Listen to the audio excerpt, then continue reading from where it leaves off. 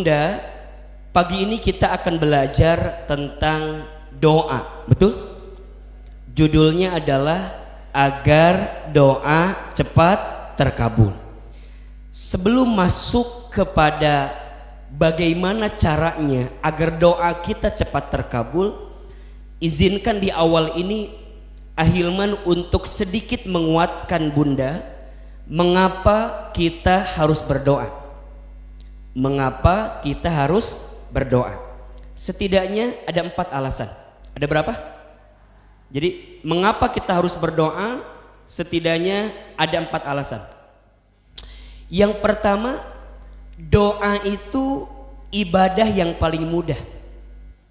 Apa? Ibadah yang paling mudah. Artinya apa? Di dalam berdoa kita tidak dituntut dengan syarat-syarat yang tertentu begitu.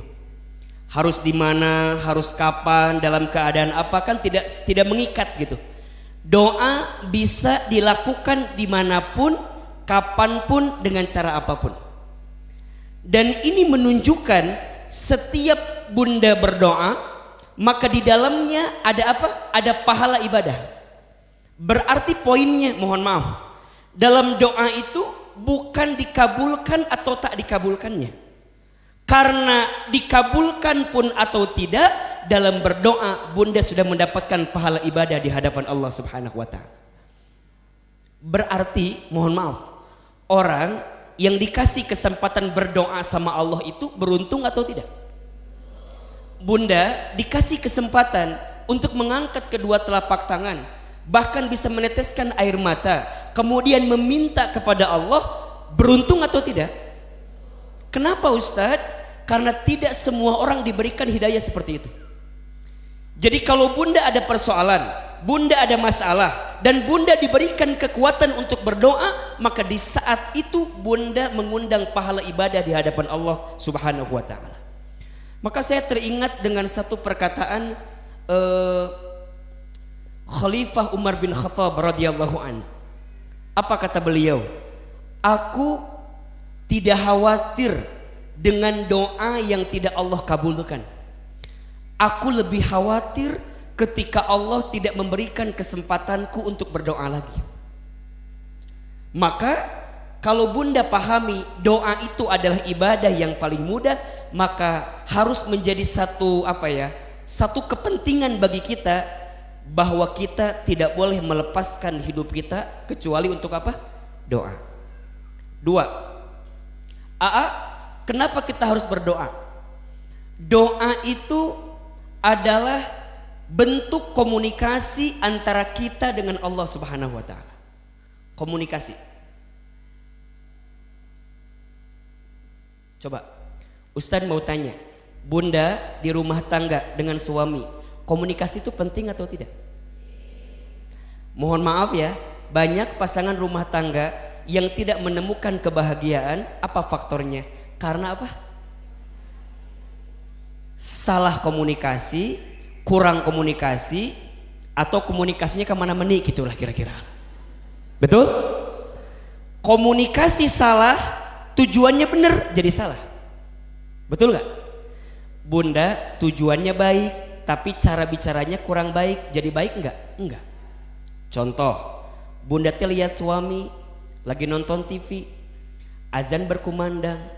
Bunda bilang dia ke suami teh, ayah geus azan, sholat atuh, geus kolot maneh teh, kedeng dege maot maneh teh, da aku mah lihat kamu teh bakal mati bentar lagi, geus tua kieu. Coba tujuannya bagus enggak?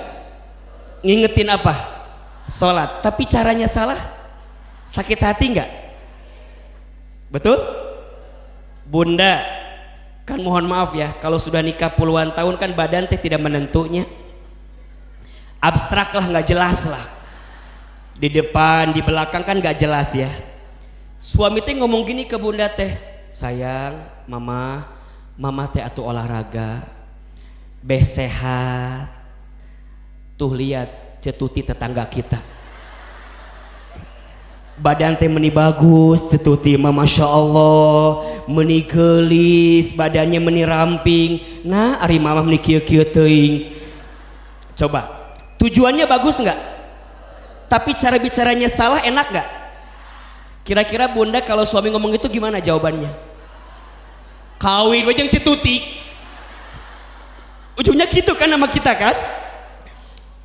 Tujuannya benar tapi caranya salah, jadi salah, betul? Pentingnya komunikasi. Nah sekarang sama manusia aja komunikasi penting, apalagi sama siapa? Dan media komunikasi terbaik antara seorang hamba dengan Allah dengan cara apa? Jadi kalau bunda mau berbincang, mau berdiskusi, mau ngadu, mau ngeluh, mau curhat sama Allah lewat apa? Doa. Makanya mohon maaf ya, jangan biasakan ngeluh di sosial media. Status, kadang-kadang kan suka ngisi status yang kurang-kurang benar kita banyak. Aya ke status teh naon? Huf lapar aya gitu tah. Nya, seperti pikir-pikir kernaonnya sebenarnya namanya. Anu paling kesel saha coba? Urang nu maca gitu. Naon ieu maksudna gitu. Ada yang begini, ZZZ tunuh aya. Ngantuk kan. Kan sebenarnya mah teu kudunya sebenarnya mah. Ada yang ngomong gini, kumaha lamun doana di sosial media aya kan gitu kan. Ya Allah bla bla bla, tuliskan aminkan doa berikut ini, ada ya begitu. Ya mungkin itu ekspresi ya, tapi kalau mau lebih deep, mau lebih dalam, belajarlah berdoa langsung kepada Allah tanpa orang ketahui. Makanya bunda teh kudu punya waktu ya, berkhulwat dengan Allah, berduaan dengan Allah, bermesraan dengan Allah untuk menyampaikan apa yang kita mau kepada Allah Subhanahu wa taala. Dan ingat ya, kalau manusia mungkin ada yang tidak mau mendengarkan kita. Betul? Tapi Allah As-Sami, Allah Maha mendengar. Allah Al-Basir, Allah Maha melihat. Ketika bunda meminta dan ketika bunda bicara sama Allah melalui doa, maka hakul yakin Allah akan sampaikan apa yang terbaik untuk kita. Maka catat, jika doamu belum dikabulkan di waktu yang cepat, maka Allah akan kabulkan di waktu yang tepat. Status hari Senin. Ulangi. Siapin tuh HP-na bete 2 kali ieu teh. Jika doamu belum dikabulkan di waktu yang cepat, maka Allah akan kabulkan di waktu yang tepat. Status hari apa? Senin. Ya, bukan cepat tapi apa? Tepat. Dan bunda harus yakin Allah itu senang kalau ada hambanya yang berkomunikasi dengan dirinya melalui doa.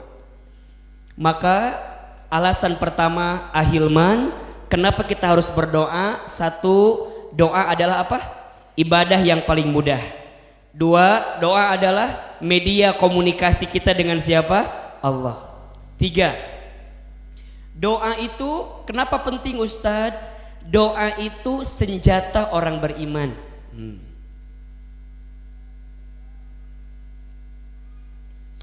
Kata Nabi dalam hadis, ad-du'a'u silahul mu'min. Doa itu senjatanya orang beriman. Bunda, kalau kita merasa sudah tak ada kekuatan yang bisa menguatkan diri kita, maka doa adalah jawabannya.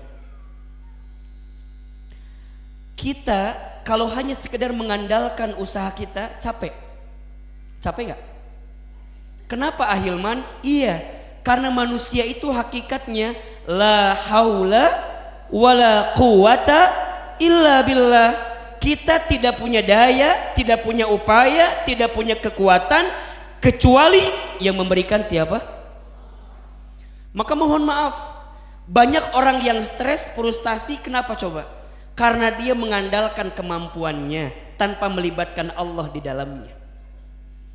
Ini kan Ahilman lihat wajahnya hampir sama ya.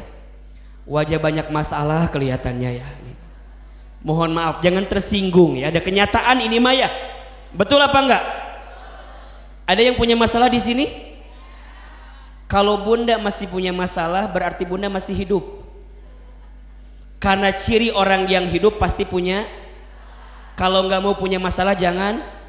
Alias sok. Ahilman punya masalah tidak? Cek saha. Tak eta masalah ibu teh, sibuk dengan masalah orang lain kita mah. Itu masalah kita selama ini sebenarnya mah. Ahilman punya masalah, ibu punya masalah, mohon maaf. Yang membedakan orang beriman dengan yang tidak ketika ada masalah apa?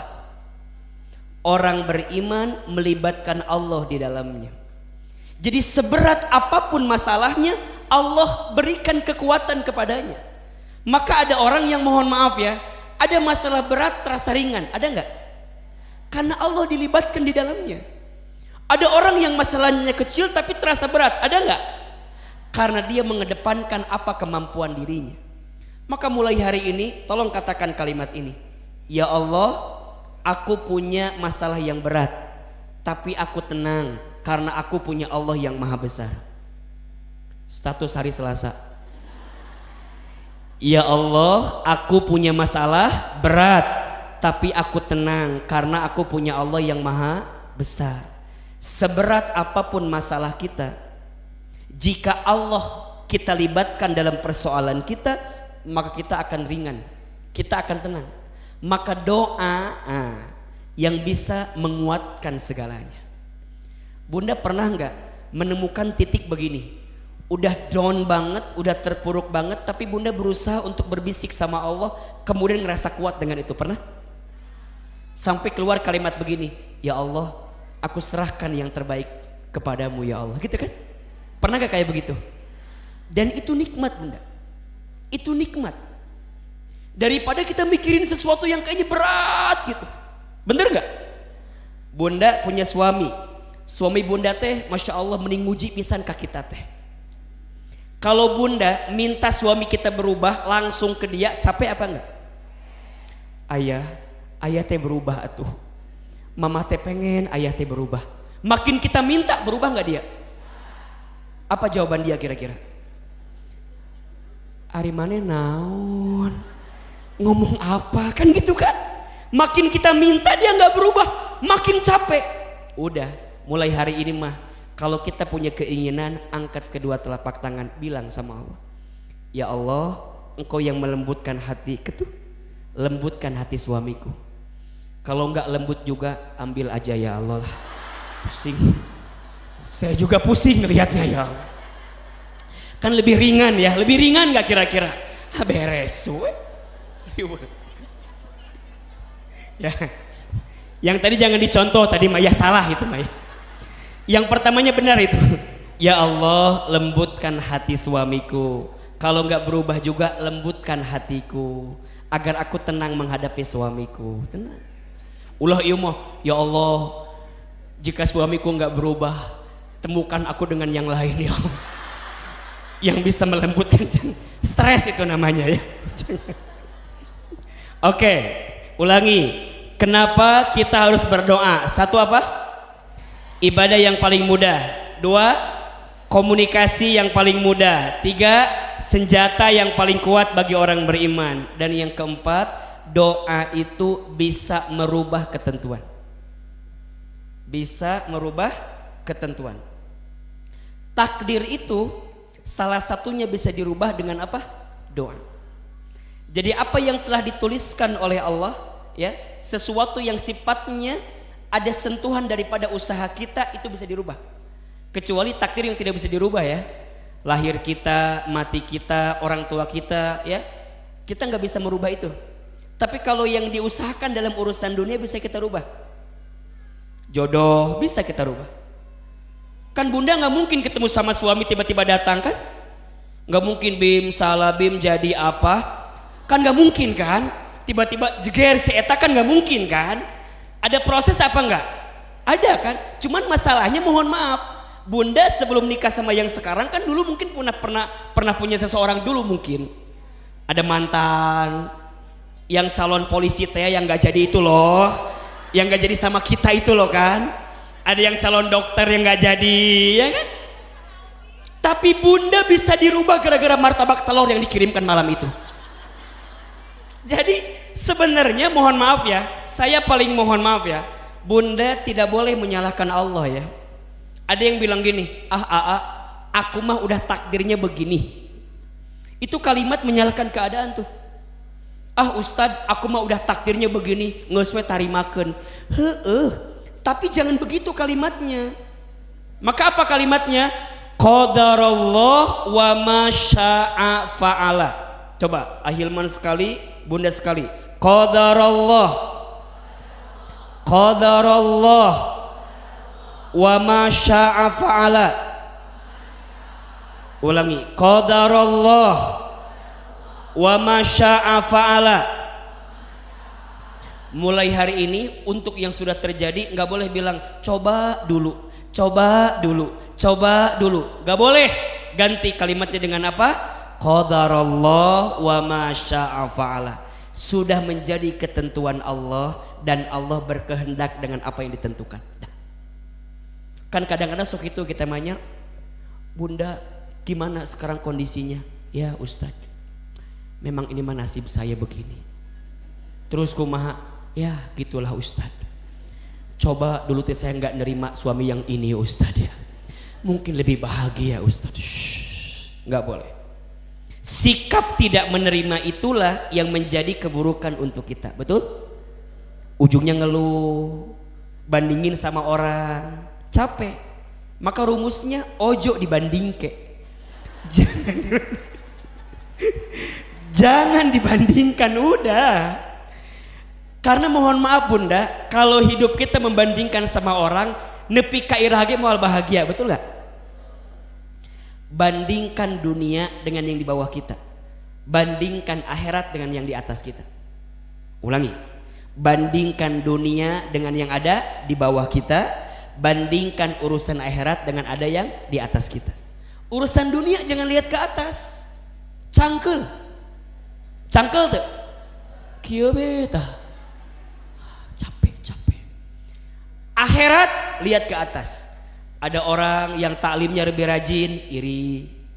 Ada orang yang infaknya lebih banyak, iri. Ada orang yang tahsin tajwidnya lebih bagus, iri.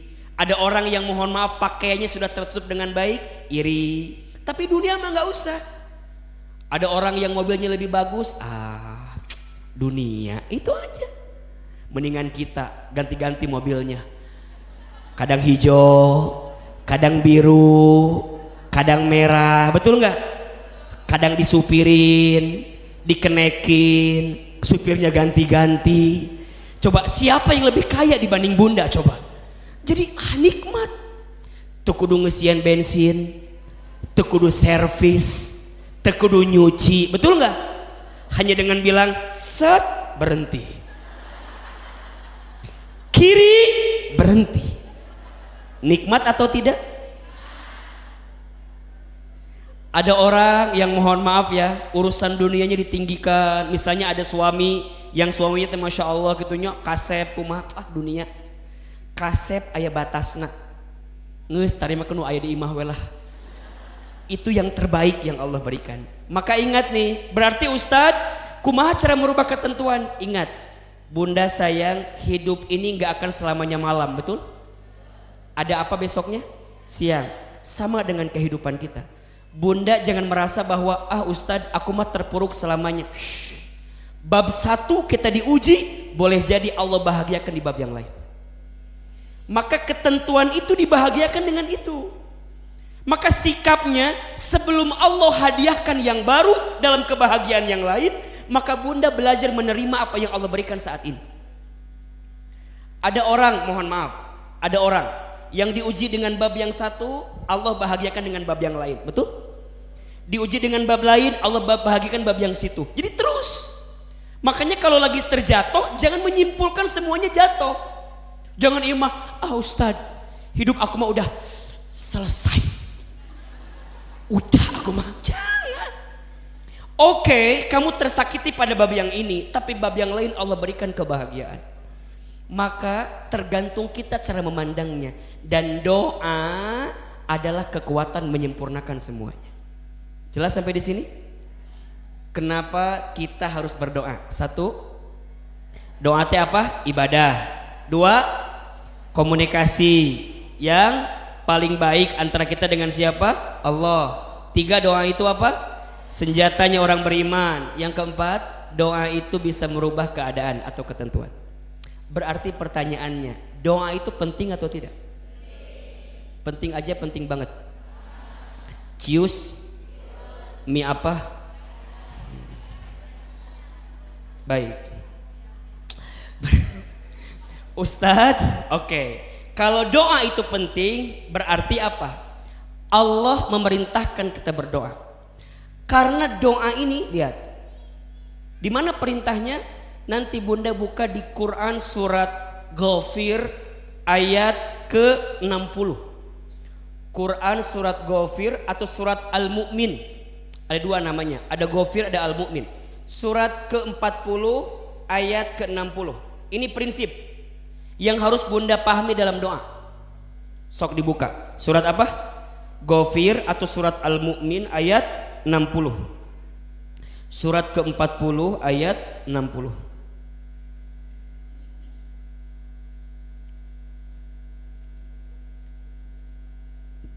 Sudah ketemu? A'udzubillahi minasyaitonirrajim. Bismillahirrahmanirrahim. Perhatikan.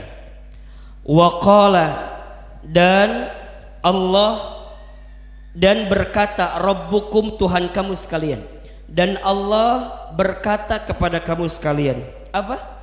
Ud'uni astajib lakum. Lihat. Ud'uni astajib lakum. Berdoalah kepadaku, niscaya aku akan kabulkan apa yang kamu minta kepadaku. Jadi doa ini perintah siapa? Bukan semata-mata kebutuhan kita, tapi lebih dari itu perintah Allah. Sama, lihat kalimatnya. Kalau ada perintah, maka hukum asalnya perintah itu sesuatu yang harus dilakukan. Kalau tidak dilakukan, maka kita akan mendapatkan apa? Dosa. Lihat, hukum asal perintah itu jika dilakukan mendapatkan pahala, jika tidak dilakukan mendapatkan apa? Dosa.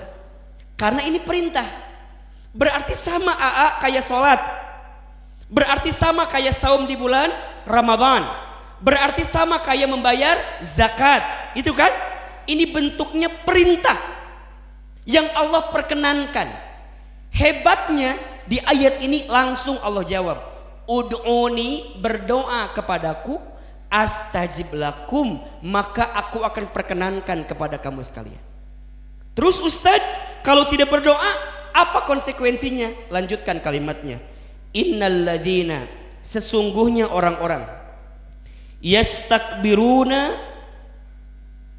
orang-orang yang sombong itu, Allahu Akbar. Berarti orang yang tidak berdoa kategorinya apa? Dan Bunda tahu yang membuat iblis tidak akan masuk surga gara-gara apa? Sesungguhnya orang-orang yang sombong an ibadati, ya, dia tidak mau menyembahku. Sayadkhuluna jahannama dakhirin, maka akan aku masukkan mereka ke dalam jahanam dengan keadaan yang hina. Berarti mohon maaf, orang yang tidak mau berdoa, satu orang yang apa? Sombong. Dua, orang yang tidak mau berdoa berarti orang yang akan masuk ke dalam apa? Neraka jahanam. Dan yang ketiga, orang yang tidak mau berdoa berarti orang yang hina dalam hidupnya. Sisi di sini, lihat, Ahilman berikan kenapa doa itu penting. Sisi di ayat ini Ahilman gambarkan kepada Bunda, kalau kita nggak doa apa yang terjadi Ustaz? Kalau kita nggak doa jadi sombong dalam pandangan Allah. Kalau kita nggak doa jadi apa? Jadi hina dalam kehidupan kita. Dan yang paling terakhir Allah masukkan ke dalam neraka jahanam. Berarti mulai hari ini saya tanya, dalam berdoa itu yang paling penting berdoanya atau dikabulkan doanya? Dua-duanya. Yang paling penting apa? Iya. berdoanya. Ya. Kenapa? Karena di sini sudah pasti kalimatnya apa? Ud'uni astajib. Berarti sebenarnya setiap doa itu dikabulkan atau tidak?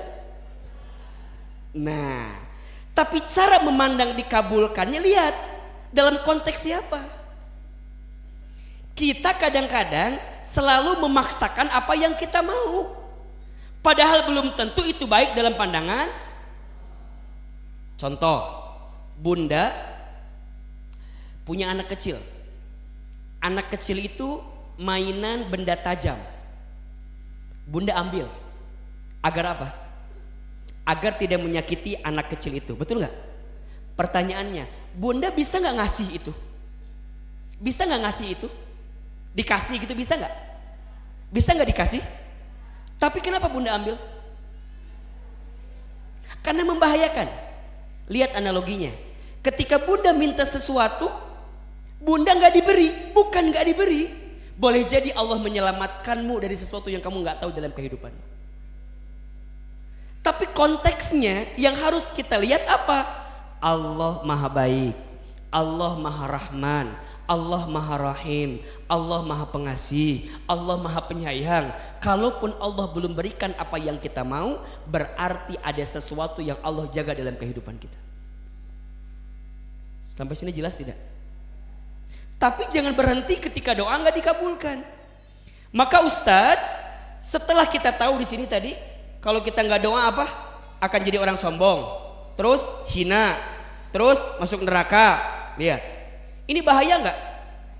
Tapi di awal ayatnya Allah sampaikan astajib lakum, aku akan kabulkan doa kamu. Betul nggak? Berarti dalam doa nanti ada 3 aspek yang paling penting. 1, kepada siapa kita berdoa. 2, siapa yang berdoa. 3, bagaimana cara berdoa. Oke. 1 apa? Kepada siapa kita berdoa. 2, siapa yang berdoa. 3, bagaimana cara kita berdoa. Ulangi. Yang pertama, kepada siapa kita berdoa. Kepada siapa kita minta? Allah. Sekaligus ini menguatkan, bunda haram minta ke dukun, haram minta ke orang bodoh, orang pintar itu mah. Ya, ya, haram. Bahkan jelas itu ayat hadisnya kan, barang siapa yang mendatangi seorang dukun, kemudian dia bertanya sesuatu kepadanya, maka apa? Ibadahnya, sholatnya tidak diterima selama 40 hari 40 malam. Bunda baru datang, nanya nih, baru nanya nih, datang nanya. Ini belum percaya nih, belum percaya. Baru nanya, datang nanya, maka ibadahnya 40 hari tak diterima oleh Allah Subhanahu wa taala. Terus gimana Ustadz? Libur ibadah kita? Bukan.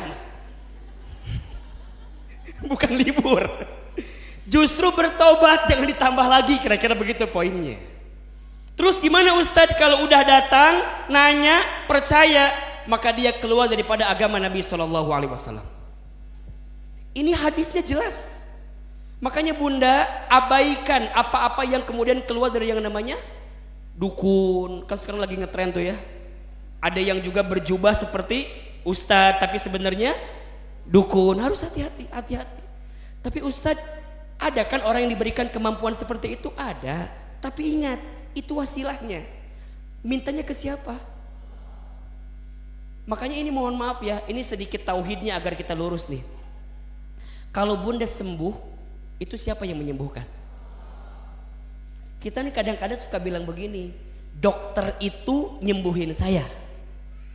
Itu kalimatnya kurang tepat. Dokter itu apa?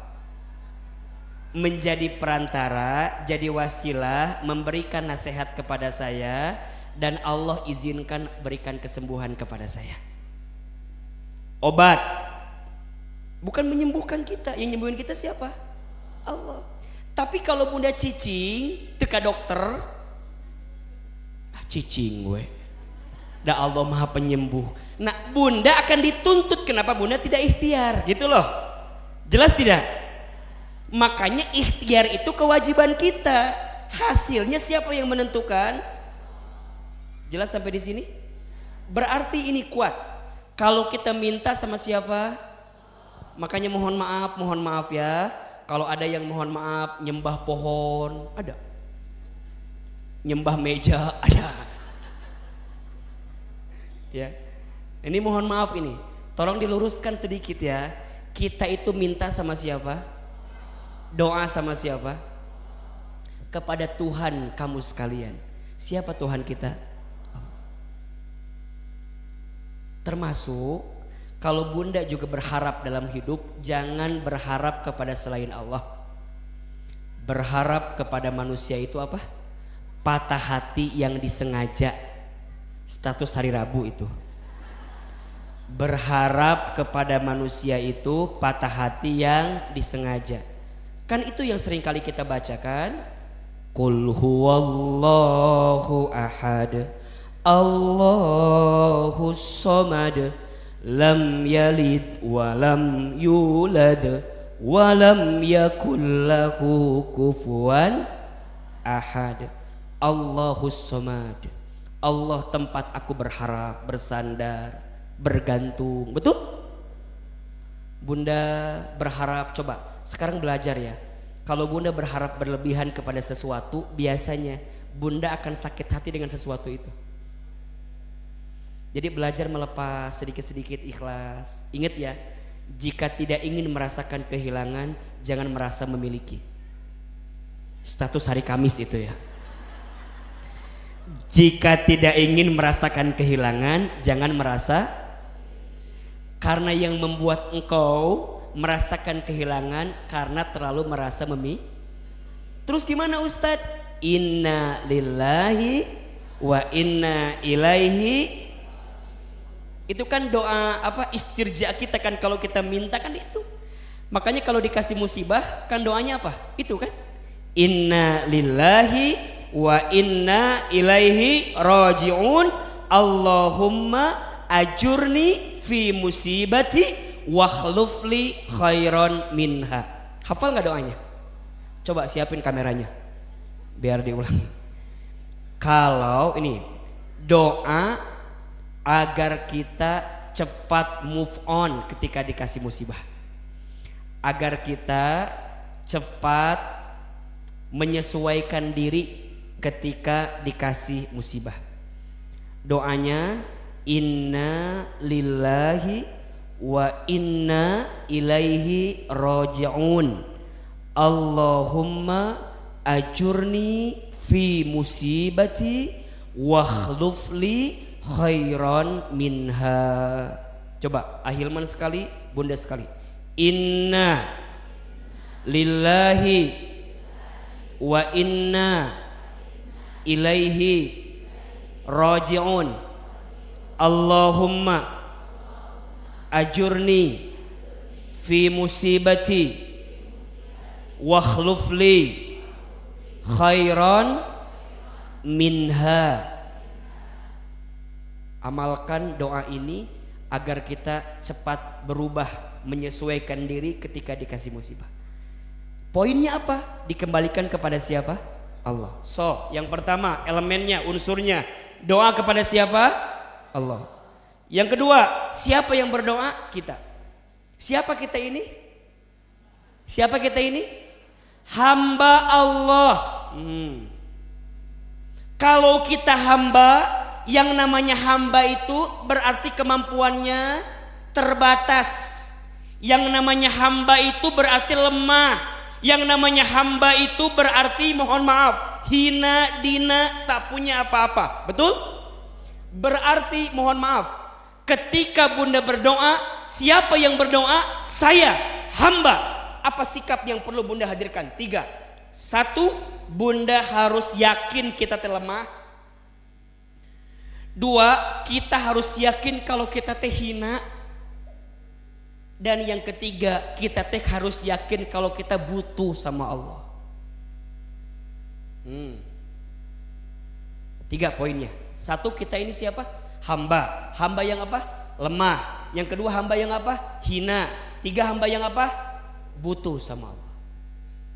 Makanya dalam doa nggak boleh sombong. Kieu doa teh, ya Allah, hamba teh geus tahajud ya Allah. Manya ya Allah tadi kabulkeun wae ya Allah. Tah. Berarti kita teh kepedean dengan apa yang kita hadirkan, betul nggak? Dibalik, ya Allah, hamba sadar hamba banyak dosa. Lihat, kalau bunda perhatikan doa Hilman, pasti di awal tentang dosa dulu semua tuh. Minta ampun, betul nggak? Ya Allah, karena Engkau lembutkan hati kami, karena Engkau kumpulkan kami. Ya Allah, hamba hina, hamba dina, banyak kotor, buruk masa lalu hamba. Hamba sadar ya Allah, barangkali dosa hamba yang membuat doa belum dikabulkan ya Allah. Ujian datang ya Allah, hina.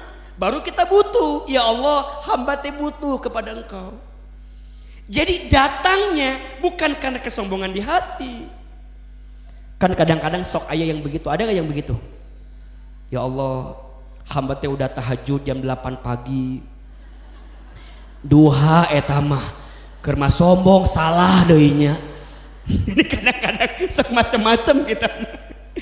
Jadi salah itu, karena konsep siapa yang doa tuh kudu naon? Kudu merasa lemah, merasa hina, merasa apa?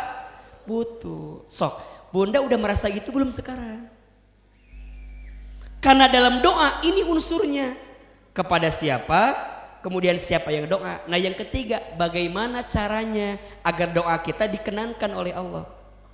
Sok punten, dari 3 unsur ini mana yang memungkinkan, mohon maaf ya, mana yang memungkinkan ada kekurangan, atau mana yang tidak mungkin ada kurang? Pasti kepadanya kan? Allah nggak mungkin salah, Allah tak mungkin kurang, Allah tak mungkin zolim, Allah tak mungkin salah alamat memberi yang terbaik untuk kita. Yang salah siapa? Kita, dan mungkin caranya yang salah.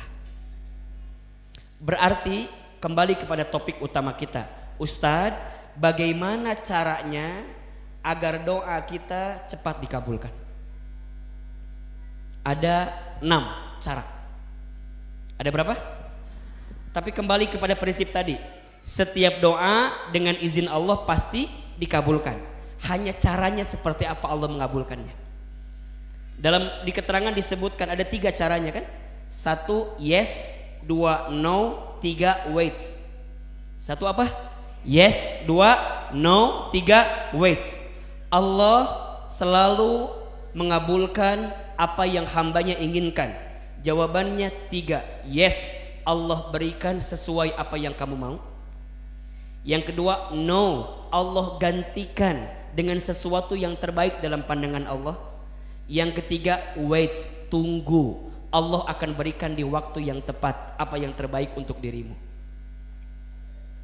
Kira-kira bunda masuk kategori yang mana? Yes, no, atau wait? Wait terusnya usah dikira iya teh Ustaz. Bahkan mohon maaf ya, Ustadz berikan kabar gembira bagi kita yang mungkin doanya belum dikabulkan. Satu kali ada seseorang yang kemudian di akhirat sana itu menempati tempat VVIP atau tempat yang paling keren.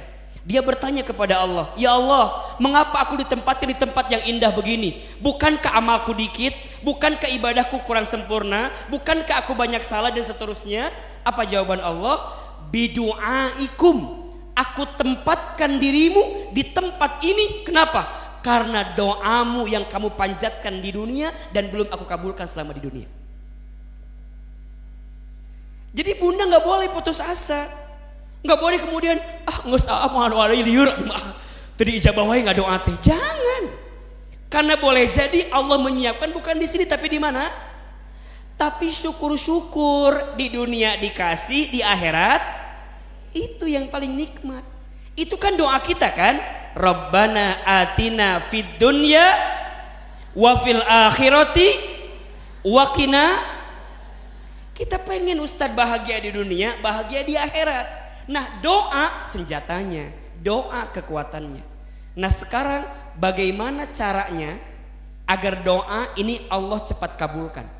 Selain tadi bagaimana kita merubah diri kita ya? Harus merasa lemah, harus merasa hina, harus merasa butuh. Maka ada berapa ini? 1, 2, 3, 4, 5, 6. 6 cara dengan izin Allah doa kita cepat terkabul. 1, harus yakin ketika berdoa. Harus apa?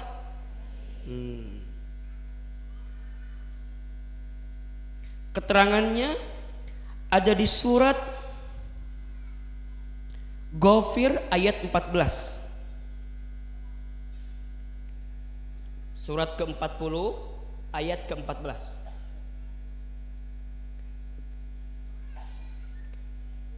Harus apa? Yakin. Yakin apa Ahilman? Yakin. 1, yakin doa kita Allah akan berikan yang terbaik.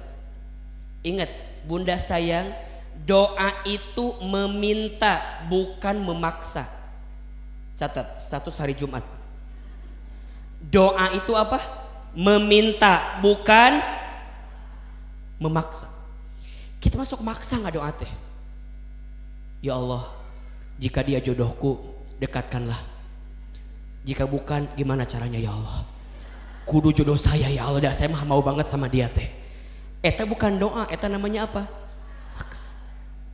Doa mah minta ke Allah, hasilnya terserah siapa? Tugas kita apa? Minta. Tapi dalam minta kudu yakin. Yakin Allah perkenankan yang terbaik. Ulah setengah-setengah. Pernah gak begini Bunda? Ya Allah, hamba tuh pengen suami hamba berubah ya Allah. Tapi kayaknya gak mungkin ya Allah. Tapi kumahnya Allahnya berubah mual ya Allah. Kita teh minta tapi gak yakin. Ada gak yang begitu kira-kira? Nah itu gak boleh. Berarti kita gak yakin gitu sama Allah. Bukankah kita yakin Allah bisa merubah keadaan semuanya? Betul? Kudu yakin plus ikhlas berarti kan? Tapi ikhlas gak mungkin datang kalau kita gak yakin gitu loh. Naon ikhlas teh coba? Kan ikhlas itu menyerahkan semuanya hanya kepada siapa? Menyandarkan semuanya kepada siapa? Bunda gak mungkin ikhlas kalau Bunda gak apa? Gak yakin. Karena untuk ikhlas kudu yakin. Bunda bisa menyerahkan hidup Bunda kepada seseorang karena apa? Karena yakin. Nah sekarang Bunda sama manusia aja bisa yakin, masa sama Allah nggak yakin? Jelas tidak? Jelas tidak? Maka rumus pertama ketika doa harus yakin. Yakin Allah maha mendengar, yakin Allah maha mengabulkan. Bahkan Allah bilang kan, Allah al-mujib, Allah as-sami', Allah al-wasi'. Allah menunjukkan sifat-sifatnya dengan Asmaul Husna yang ditunjukkan kepada kita. Itu menguatkan kita. Maka yang pertama, kalau doa ingin segera terkabul harus apa? Harus yakin. Oke, 2. Doa harus disertai dengan bukti. Buktinya apa? Amal. Bukti apa? Keterangannya di surat Al-Baqarah ayat 186.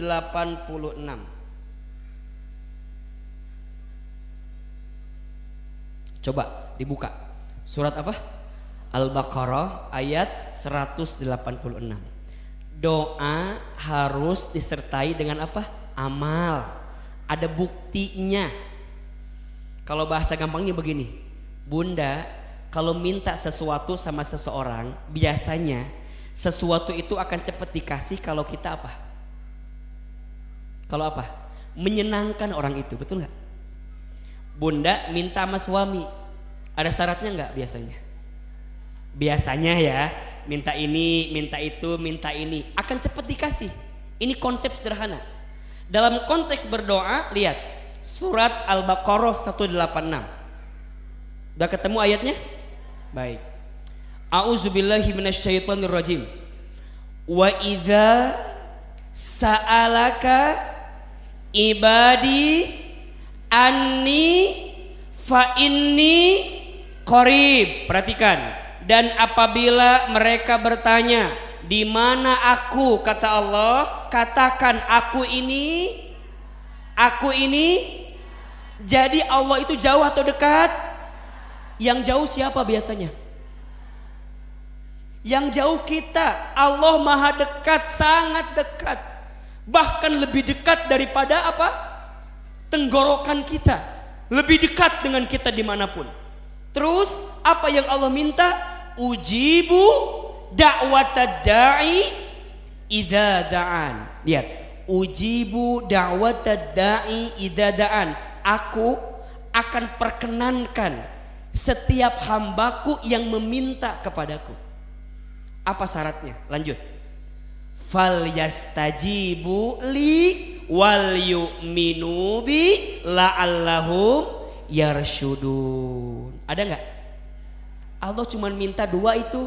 Apa? Fal yastajibu li, ikuti mauku, gitu kan?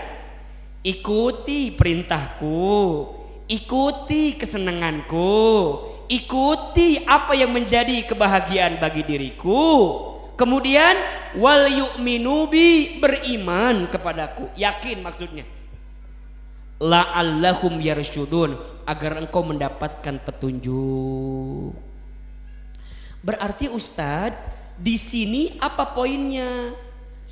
Lakukan apa yang Allah cintai, tinggalkan apa yang Allah benci. Jadi kalau bunda ingin cepat terkabul, jangan hanya minta gitu loh, tapi buktikan. Sok, mulai dari yang paling utama deh, apa? Sholat. Gimana sholat kita? Turunkan zakat, turunkan saum, turunkan haji umroh, turunkan yang sunnah muakkadah lainnya, sedekah infaknya, taklimnya, silaturahminya, semua kebaikan. Mohon maaf bunda sayang, boleh jadi Allah belum mengabulkan doa kita karena apa? Karena Allah sedang menanti bukti amal perbuatan kita. Maka sekarang mohon maaf, bunda taklim, kenapa bunda taklim? Karena apa? Karena Allah suka dengan orang yang taklim. Kenapa Ahilman mau berdakwah? Karena apa? Karena Allah suka bagi orang yang berdakwah. Kenapa bunda harus taat sama suami? Karena Allah suka istri yang taat sama suami. Kenapa bunda baca Quran? Karena Allah suka orang yang baca Quran. Kenapa bunda sholawat? Karena Allah suka orang yang bersolawat. Kenapa bunda silaturahmi? Karena Allah suka orang yang silaturahmi.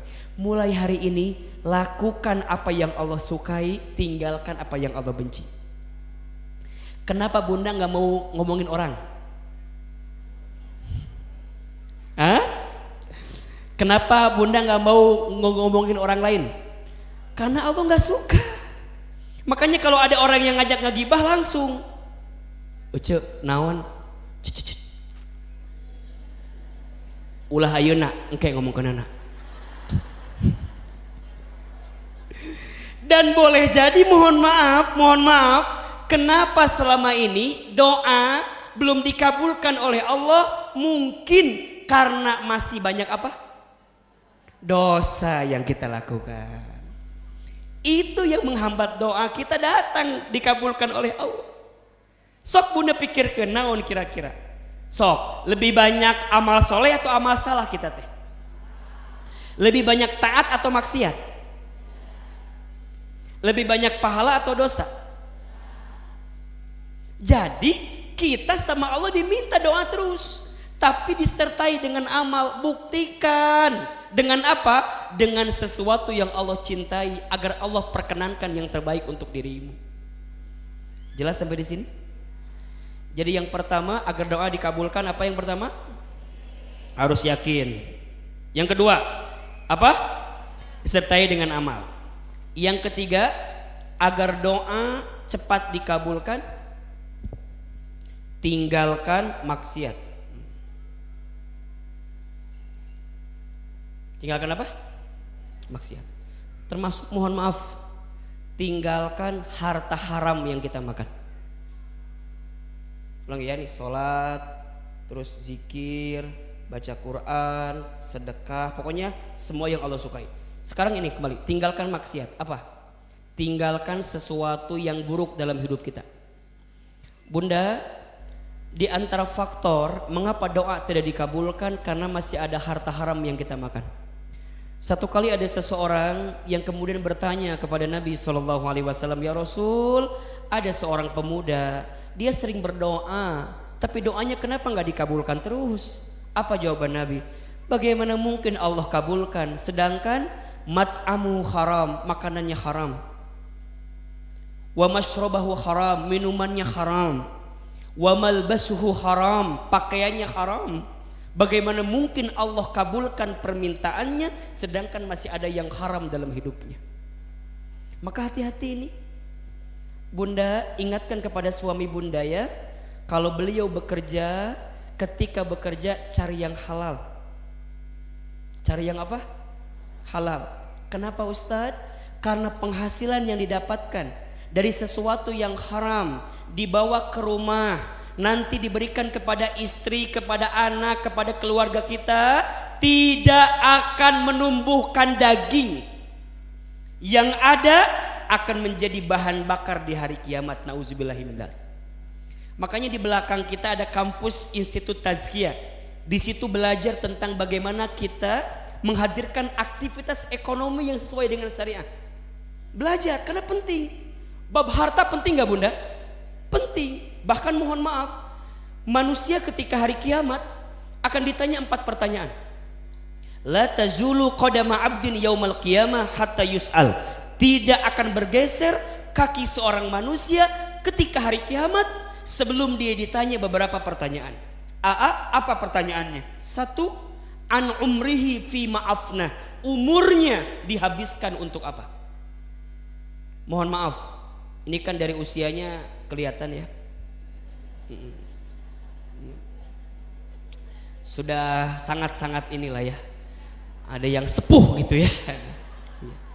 Mohon maaf, ingat ya, yang ditanya bukan usia tapi umur. Beda nggak usia sama umur? Oke, bedanya di mana? Apa biasa kajian nama Ahilman jawabannya? Di situ. Di mana bedanya? Oke. Apa bedanya usia dengan umur? Beda. Usia itu hitungan angka. Hitungan apa? Sesuai lahir kita. Bunda kalau lahirnya tahun 80 berarti sekarang usianya berapa? 42. Ahilman lahirnya tahun berapa kira-kira? Usia saya berapa kira-kira? 40? Setua itukah wajah saya? Oke, Ahilman lahir tahun 90 misalnya. Berarti sekarang usianya berapa? 32. Itu usia. Bunda yang di belakang ada yang 60 kelihatannya. Kelihatannya dari sini ya, iya dari sini. Dari sini. Jadi Bunda teh kalau dari jauh mah nggak kelihatan sepuh. Dari dekat kelihatan banget gitu kan ya. Jadi ada yang 60-nya, ada yang itu mah ada usia. Usia mah nggak bisa ditolerir, betul? Yang ngasih siapa? Tapi yang ditanya bukan usia, tapi umur. Kalau umur apa maknanya? Umur itu hitungan kebermanfaatan dan keberkahan. Ada orang yang usianya pendek tapi umurnya panjang, ada nggak? Baik yang masih hidup atau yang sudah wafat. Guru kita Ustadz Arifin Ilham misalnya, beliau wafat di usia berapa?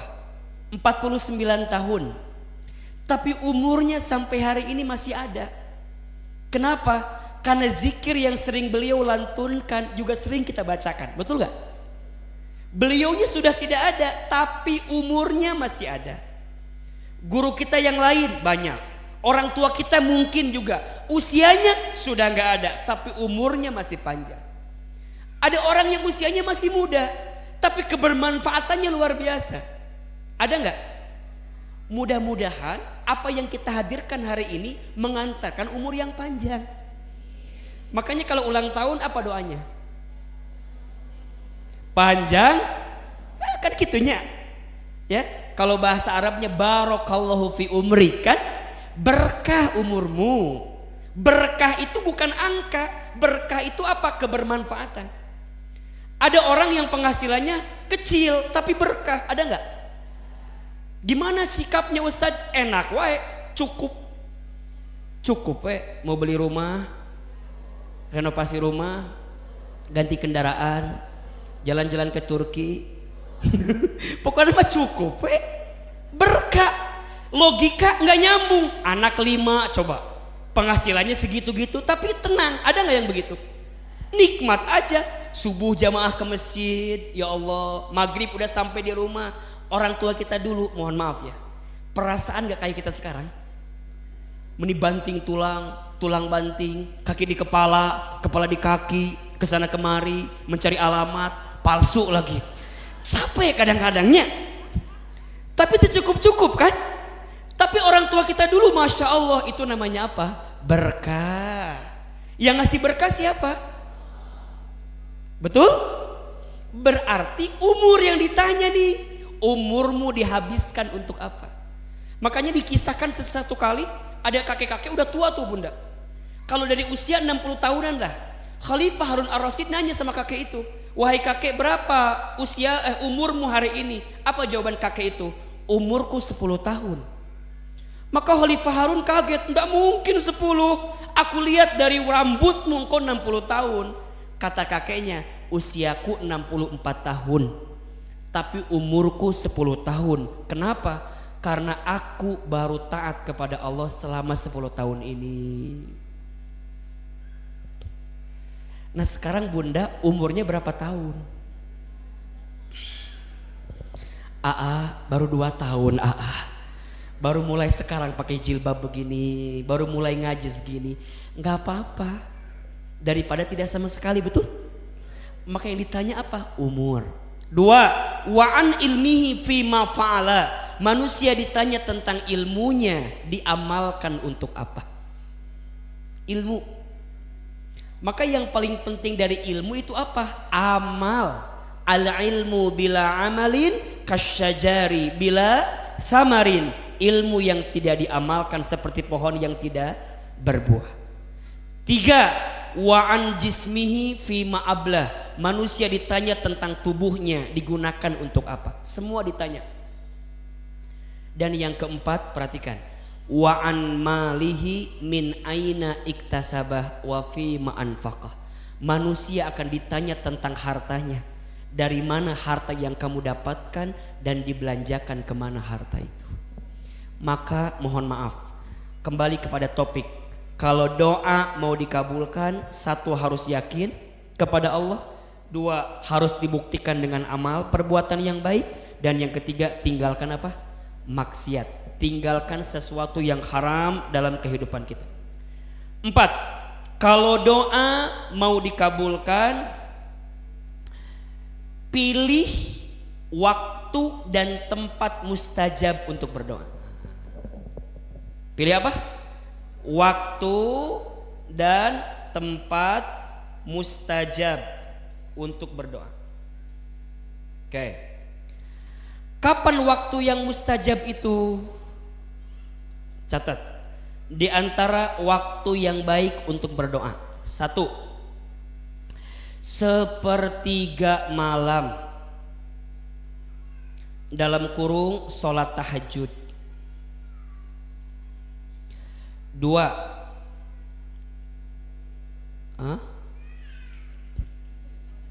tenang. Saya tahu Pentium 2 kan ini, makanya tenang. Jadi agak tenang aja. 2, ketika bersujud dalam sholat. Makanya mohon maaf, di antara sunnah juga ya, yang Nabi anjurkan berlama-lama dalam. Tapi ulah lama teuing bisa tunuh. Terutama pas lagi ngimamin ulah teuing makmum bisa kaget kan. Kunaon imam teh hudang-hudang bareng gitunya. Imam lagi sendirian sholat sunnah gitu kan. Sok. 3, setiap selesai sholat 5 waktu. Bunda lamun udah sholat jangan buru-buru. Duduk dulu. Duduk, wirid, zikir, doa sama Allah. Itu mustajab doanya di situ. 4,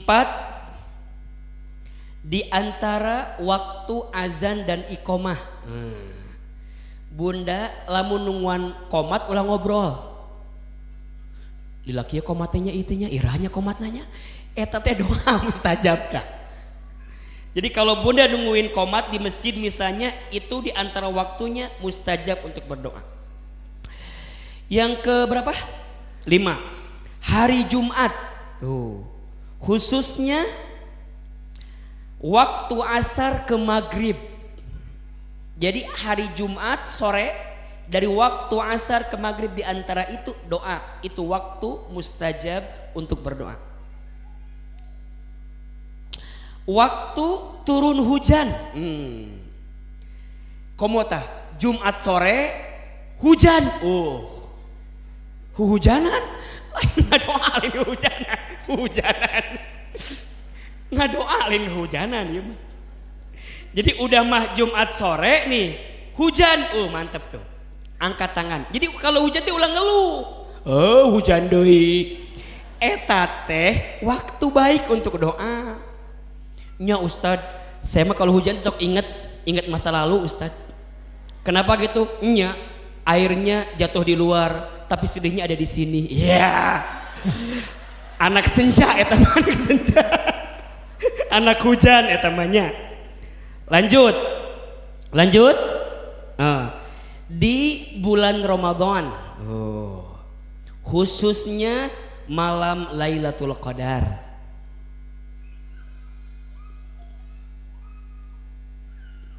Lanjut, hari Arafah 10 Zulhijjah. Mohon maaf, hari Arafah 9 Zulhijjah. Hari Arafah 9 Zulhijjah. Lanjut, saat dizolimi. Jadi kalau bunda lagi dizolimi, eta teh mustajab. Makanya zolimi aku aja, aku biar bisa doa terus. Jadi saat disakiti, dizolimi itu mustajab doanya. Makanya hati-hati dengan doa orang yang terzolimi. Karena doanya menembus langit, mengabulkan doa-doa yang dimintakan. Terakhir, saat dalam perjalanan. Makanya kalau ada orang yang mau pergi, jangan berharap oleh-oleh wae. Oleh-olehnya lain. Doakan ya Nah, karena doa orang yang pergi itu mustajab. Jelas sampai di sini? Ya. Nah, kalau tempat, ya tentu ada 3 tempat yang sangat mulia di dunia ini. 1, Masjidil Haram di Mekkah Al-Mukarramah. 2, Masjid Nabawi di Madinah Al-Munawwarah. 3, Masjidil Aqsa di Palestina. Bunda yang belum haji umroh, yuk niatkan umroh ya. Niatkan haji. Mau atau tidak? Sok ku ahilman doakan. Di Tazkiyah juga ada, nanti bunda bisa daftar lewat Tazkiyah Travel. Insya Allah nanti juga ahilman bisa membimbing di dalamnya insya Allah. Bunda tanya aja ya, kapan berangkat, niatkan. Umroh itu bukan untuk yang mampu, tapi yang mau. Catat status hari Sabtu itu. Bukan untuk yang mampu, tapi untuk yang mau. Tidak akan mungkin mampu kalau kita tidak mau. Berangkat mau dulu baru kemudian mampu. Jelas sampai di sini? Oke. Yang kelima, prasangka baik dengan doa. Apa? Oke. Prasangka baik dengan apa? Doa. Maksudnya apa? Bunda belajar untuk berhusnuzon sama Allah dengan hasil yang Allah berikan dalam hidup kita. Baru yang terakhir nih, kalau doa kita mau cepat dikabulkan, setelah kita prasangka baik, maka ujungnya adalah belajar menerima apapun yang Allah berikan. Ustadz, kita sudah lakukan ini semua, tapi ternyata tetap belum juga dikabulkan. Boleh jadi Allah masih kasih kesempatan sama kita untuk berdoa terus menerus. Karena ada kebiasaan kalau udah dikabulkan gak doa lagi, betul nggak? Bunda kalau udah dikabulkan gak doa lagi, maka Allah tunda itu doanya agar Allah kabulkan di waktu yang terbaik dalam kehidupan. Jadi ada berapa totalnya? 6. 1 apa? Harus yakin. 2, buktikan dengan amal perbuatan yang Allah sukai. 3, tinggalkan maksiat. 4, pilih waktu dan tempat mustajab. 5, prasangka baik kepada Allah dengan apa yang diberikan. Dan yang terakhir, menerima apapun yang Allah berikan. Maka insya Allah jika ini dilakukan akan mengantarkan doa kita agar cepat terkabul. Nah Ustadz, doa siapa yang mustajab itu? Salah satunya doa seorang istri. Bagaimana seorang istri berdoa? Apa kekuatannya? Bagaimana caranya? Insya Allah kita akan bahas besok di Masjid As-Sofia.